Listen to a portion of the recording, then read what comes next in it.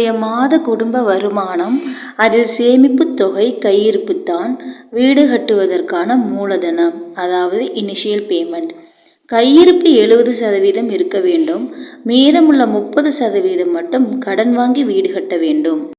உதாரணத்திற்கு, 1 கோடி ரூபாய்க்கு வீடு கட்ட திட்டமிட்டிருந்தால் குறைந்தபட்சம் 70 லட்சம் கையில் இருந்தால் மட்டுமே வீடு கட்டுவதை பற்றி யோசிக்க வேண்டும். இது நீங்கள் கட்டிய புதிய வீட்டில் குடும்பத்துடன் நிம்மதியாகவும் மகிழ்ச்சியாகவும் வாழ்வாங்கு வாழ இந்த முறையை பின்பற்றினால் மிகச் சிறப்பு. வீட்டை கட்டிப்பார், கல்யாணத்தை பண்ணிப்பார் என்ற பெரியோர்களின் பழமொழிக்கு இணங்க கடன் வாங்கி வீடு கட்டி காணாமல் போனவர்கள்தான் இந்த உலகத்தில் ஏராளம். கடன்பட்டார் நெஞ்சம் போல் கலங்கினான் இலங்கை வேந்தன். உலகத்திலேயே கடன் வாங்கி வீட்டை கட்டி கடன்காரனுக்கு பதில் சொல்ல முடியாமலும், கடனை திருப்பி செலுத்த முடியாமலும், வாழ்க்கை வாழ முடியாமல் மனமுடைந்தவர்கள் இந்த பூமியில் ஏராளம். அதில் நீங்கள் எந்த வகையை சார்ந்தவர் என்பதை நீங்களே முடிவு செய்து கொள்ளுங்கள். தயவு செய்து குடும்பத்துடன் ஆலோசித்து வீடு கட்டுங்கள். மற்றவர்களுக்காக வாழாதீர்கள்.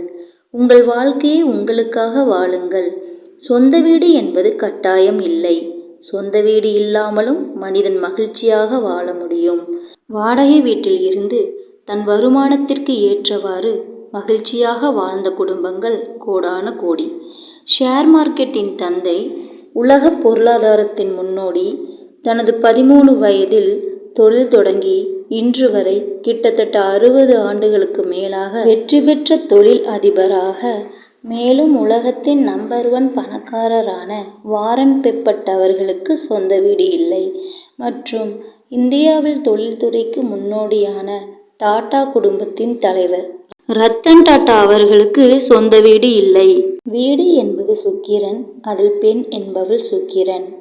மனைவி அல்லது மருமகள் இவர்களில் யாரிடம் வீட்டின் நிர்வாகம் இருக்கிறதோ இதன் அடிப்படையில் மனைவி அல்லது மருமகள் ஜாதகத்தின்படி வீடு கட்ட அதிர்ஷ்டம் உள்ளதா, வீடு கட்டுவதற்கு உண்டான நல்ல நேரம் வந்துவிட்டதா மற்றும் மிக முக்கியமாக அவர்களின் ஜாதகத்தின் அடிப்படையில் எந்த திசை ராசியானது சிறப்பானது என்பதை அறிந்து குடும்பத்துடன் கலந்து ஆலோசித்து முடிவு செய்த பிறகே மனையை தேர்ந்தெடுத்து வீடு கட்ட வேண்டும்.